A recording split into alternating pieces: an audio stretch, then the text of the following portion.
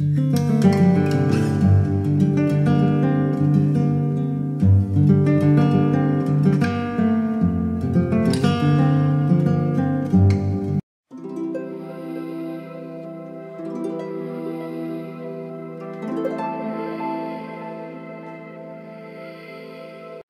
next segment in Hesiod's Theogony speaks of the Nymphs. Who are they, and what do they have to do with us? Sometimes we start the day in a good and pleasant mood, but then our thoughts and feelings change, especially when we interact with things we do not want, or people we don't like. We meet someone who says something, or does something, and then we change how we think and feel. Sometimes we partake in an activity thinking this will make another person happy, and then their mood changes and everything falls apart. We may ask ourselves, was it even worth it to have participated in this? Should I avoid doing these good things next time? Avoid the company of people? Avoid trying to connect with someone who doesn't appreciate me if they lead me to bad situations and bad states of mind? Because we are immersed in chaos, people cheat and take advantage of others. Evildoers threaten our safety and abuse us. Family members disappoint us or let us down.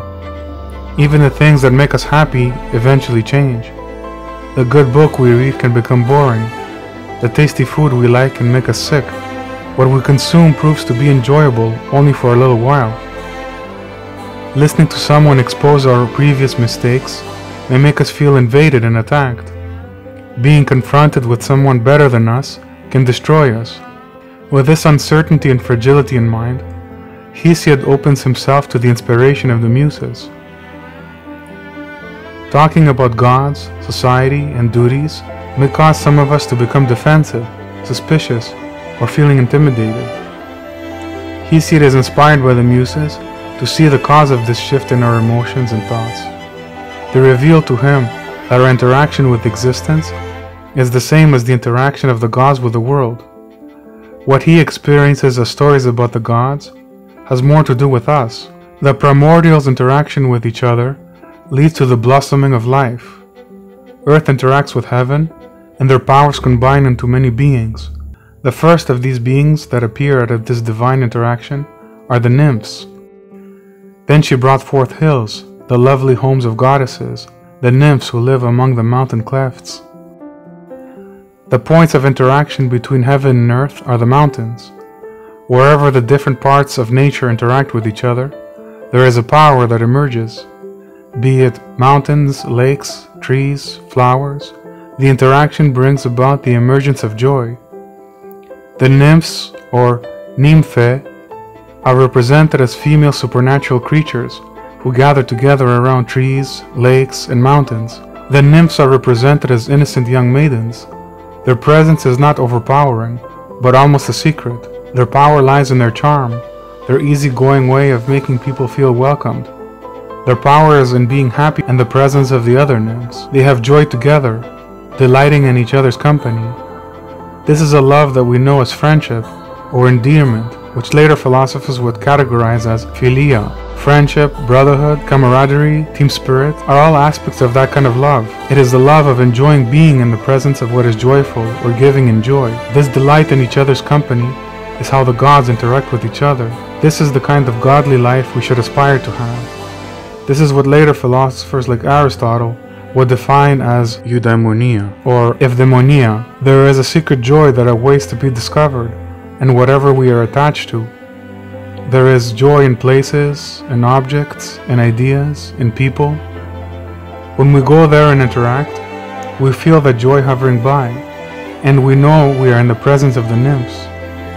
Every person from any culture or tradition experiences the joy of being together with others, eating together, praying, doing any activity. There are nymphs gathering at every places, anywhere where there is a connection between things.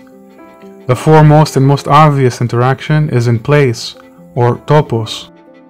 The celestial nymphs are the Hesperides, who gather when the day interacts with the night to create the evening, the Hyades, who gather when the rain clouds are created, the Pleiades, who gather with the stars to form constellations. The land nymphs are the Alceides, who gather near glens and groves, the Auloniads, who gather in valleys, the Oreads, who gather at mountains, the Anthousai, who gather near flowers, the Dryads, who gather near trees, the water nymphs are the Nereids, who gather near sea waters, the Naiads, who gather around fresh running water, and the underworld nymphs are the Lampades, who are the companions gathering near Pleiades.